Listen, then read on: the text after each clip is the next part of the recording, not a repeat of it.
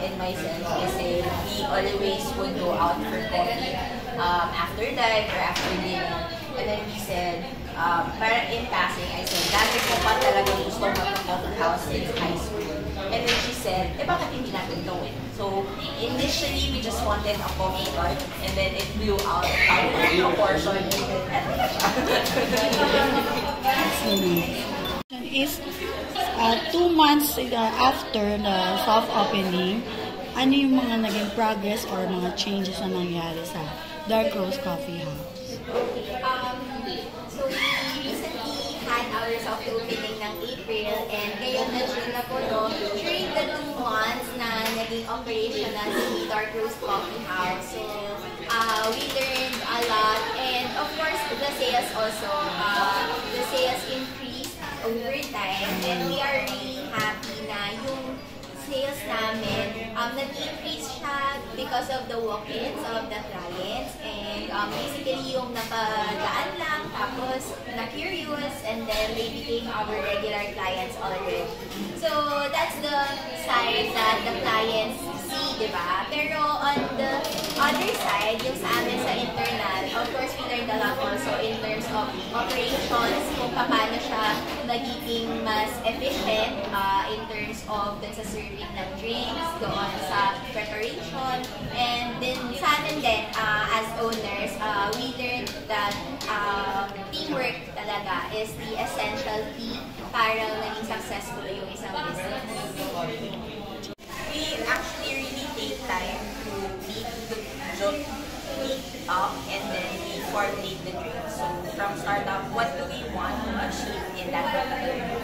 Do we want the flavor to stand up? Is it coffee? Is it fruity? So we discuss what we want to achieve, and then we really would test every single variety until we come up with something that we're all happy about. Kasi pwede, sa kanya okay na, sa akin medyo kulang na. So we adjust until that common ground na okay na, ito na yung winning formula.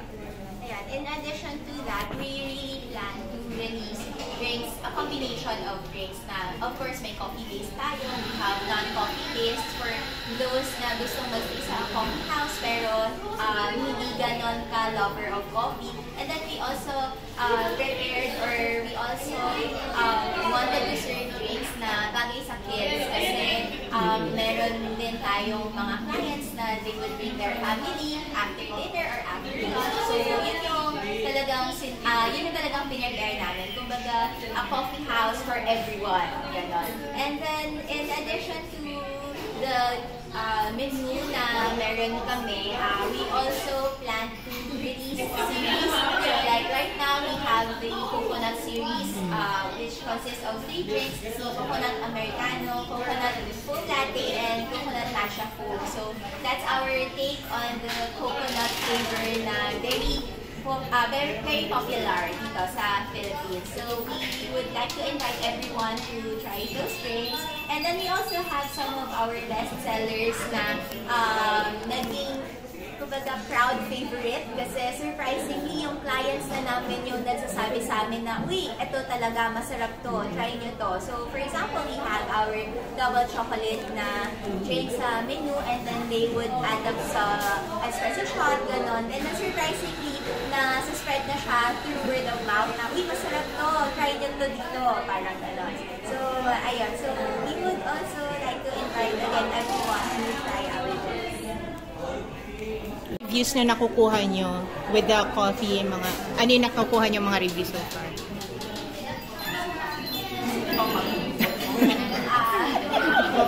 Sige, siya na lang daw po tapos pag may addition. Surprisingly for the reviews, we're happy to report that the clients actually like it. So more than, when they walk in, they look like this, they like the feel, it's very calm, it's very chill, as they say. It's very inviting when you come in. Minsan lang, sometimes they shy away kasi pagpasok, it's just the couch, and they don't know na, ay, malaki pala sa loob. Or once they're inside, sometimes nga we have clients staying from opening until closing because that's how comfortable it is.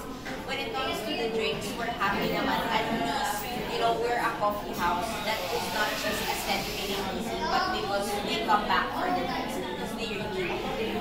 And that's something that we really would want to go back to. When we started discussing the formulation and discussing the plan for the business, sabi namin, if it's a coffee house, dapat kape. When we say kape, kape. When we say hindi pwedeng nasa gitna. That's what we think that's what we're proud of. Nag-reflect naman siya sa In addition to that, another notable review that we often get is yung consistency ng taste. Diba? Aside from the quality, of course, gusto natin yung pag ininom natin today, ininom natin kinabukasan, pareho yung lasa. Not because ibang barista yung gumawa, iba na yung lasa niya. And addition to that pa, yung pag nag-order ka ng hot drink and then you order an iced drink, pareho din yung lasa niya. So, we get those review, those feedback from clients. So, we're really happy kasi nakikita namin yung result nung ginawa namin ng pagtetest na pag nag-hot drink ka, ito yung lasa niya. Tapos, pag nag-iced drink ka, pareho pa rin yung lasa niya. So, we want to maintain that Consistency. locally sourced. So, we don't use imported meats. So, support local. Kasi mga pastries nyo kayo nagbe-bake? Because pastries po sa akin. So, it's big helpful. Tapos po, bakit po sa Maginaw? Kasi when we started, we were just trying to look for places around. So, we explored Antipolo, Marikina, Pasig, Katipunan, Banawe, Timog, Tomas Morato. Medyo, it's a widespread. What shied away from Antipolo and Marikina is the thought that not every commoner, everyone would go up to Antipolo on a weekday. So, sabi namin, maybe the business is good from weekends, pero pag weekdays medyo hindi siya ganun. Hindi naman lahat akyat ng Antipolo basta-basta. And then we noted na, di ba before talaga food hub talaga si Maginhawa. And then after pandemic, medyo nag-die down. And we said, parang nabubuhay na ulit. So let's try. And when there was one time we had dinner dyan sa Ohio, tapos pagkatapos sa amin ng dinner, wala na kami mapuntahan na coffee shop. Eh kami nga, we always would want to go for coffee after. So we said, edi sige, try natin. Bakit hindi na lang sa Maginhawa? And then luckily, we found this spot. Parang it was the stars aligned to give us this space.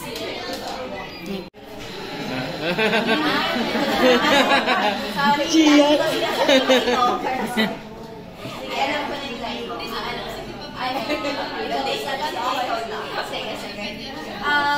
For Dark Roast Coffee House, like I mentioned earlier po, yung quality and consistency talaga pinaglalaban namin. Be it coffee-based drink or non-coffee drink, talagang yun yung gusto namin na ma-feel ng client. Yung quality, yung hindi sila tinipid. Like, happy kami as owners to see them happy also drinking our drinks. Yun. So, what would maybe separate us from others? I think that would really be the high quality na materials natin. Sa beans, sa syrup, and everything else. We highly encourage everyone to try our drinks. And when you try it, really take a mouthful of the coffee or the non-coffee. Kasi mouthful po talaga. And then, pag ninunok niya siya, ma-feel niyo yung layers. Like for example, when you drink salted caramel, take a mouthful and then ma-feel niyo yung layer of the saltiness, the sweetness of the caramel, the milk, the coffee. So, yun yung gusto namin. Kumbaga, there's a play inside the mouth. Not just, pag inom natin, ano flavor, okay, parang gano'n. So, gusto po namin yung medyo may wow factor, di ba, when you take a mouthful. So, yun. Most of our clients, they agree na talagang na-feel nila yun, na-experience nila yun. So, I hope everyone else will also. Sagot lang kayo. Baka naman favorite na yun. Diba?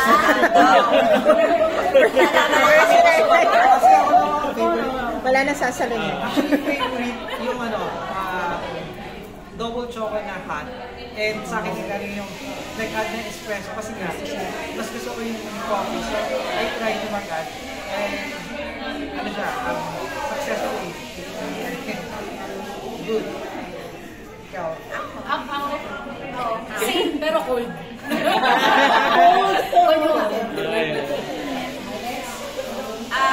Surprisingly, I would say